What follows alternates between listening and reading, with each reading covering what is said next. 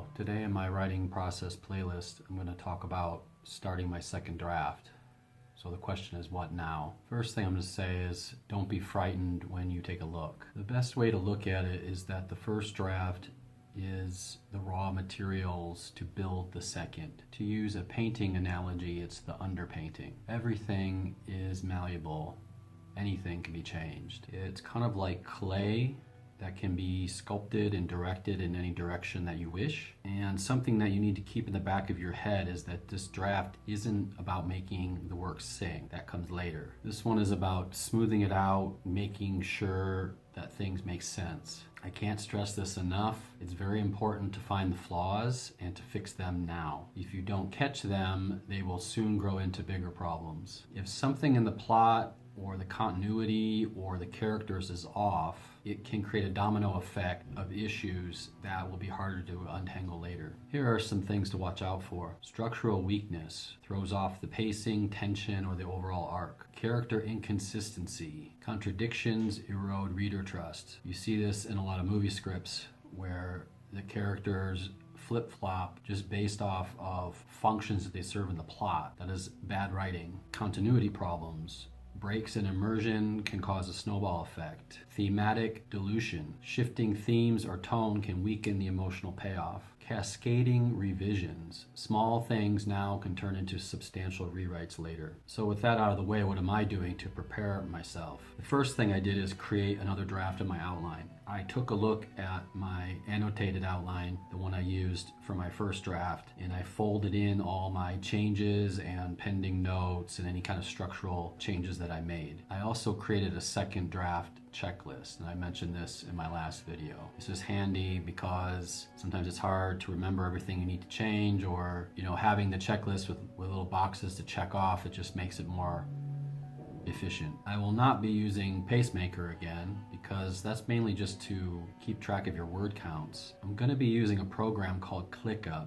It's online and it's a project manager tool designed to help individuals and teams organize tasks, collaborate, and streamline workflows.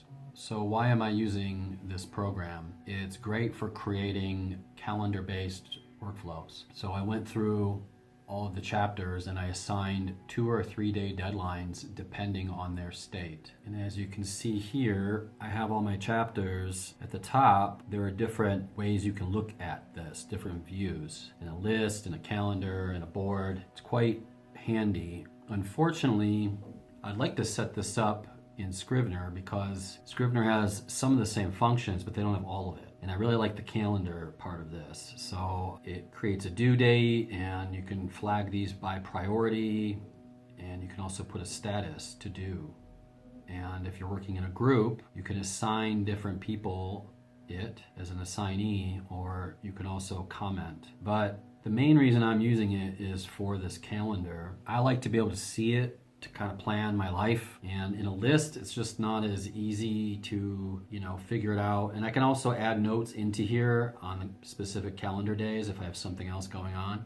This is also integrated into Google Calendars, so very, very handy. Some are 2, some are 3, depending on how much work I need to do on them. But once I get it rolling, I can use this status bar, and there are several statuses. This is similar to Scrivener. They have this in Scrivener as well. To do, in progress, or complete. So very, very handy in that way. I will also stick with my Excel spreadsheet just for more keeping track of things I need to do on stuff. I will write a lot of my notes on there. I will also print more packets. Some book PDFs that I need to mark up, highlight, some more outlines, and my checklist and my Pantheon sheet, among some other things. I will also keep reading. I'm reading a handful of books right now on this to try to prepare myself, and I will keep watching movies and TV shows that are pertaining to this